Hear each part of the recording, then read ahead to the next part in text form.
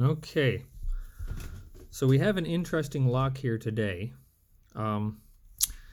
This was a lock I picked up about 20 years ago. It came with luggage, I think. Don't quote me on that, but it was a cheap lock. I never really used it, so it got tossed in a trunk and forgotten about till about 2 months ago. I pulled it out and I thought, you know what? I'm going to try and pick this thing. I mean, it's a simple lock and something else to add to the collection, a little different looking.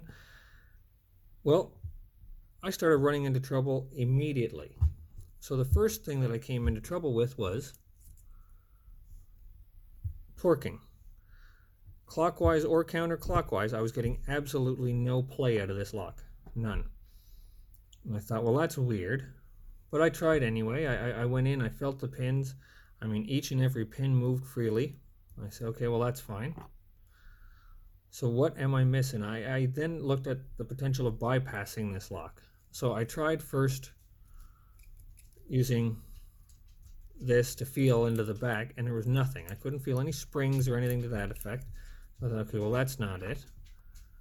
I tried the comb, and the comb fit perfectly, but I got absolutely no motion clockwise or counterclockwise. Now, the next thing I did was I would shake the shackle, and when I shook the shackle, I could see that the core would move. I said, okay, well, the core is free, the pins feel free, I must be missing something, and I couldn't figure out for the life of me what it was. So I went ahead, I ground down the top here, and took the cap off, and you can see where the cap was, and I took out our pins. Now everything was pretty much as I expected. 5-pin lock. Every one of the driver pins is perfectly normal. There's no security pins whatsoever. In fact, the bevel on both ends was really rounded, so it would have made sense for this to be an easy pick. So I said, what am I doing wrong here? And I started fiddling with it, and I gave the shackle a pull, and that's when I noticed this. It pulled back, and it opened. Now you can see, I couldn't see a notch for where it would sit in against the locking pawl. But you pull it out and turn. So when you look at the other end, it pulls back this way and turns. So that's when I figured it out. Instead of tensioning with a torque wrench going clockwise or counterclockwise, I should have been tensioning by pulling on the shackle while picking it. Interestingly enough too, is once that key was in, it would bring all the pins to the shear line, and then you could push all the way in with the key, no problem. Now if you were to pick this lock, you'd have to pick it until it moved, and then once it started to back out, it would actually hit the next set of holes.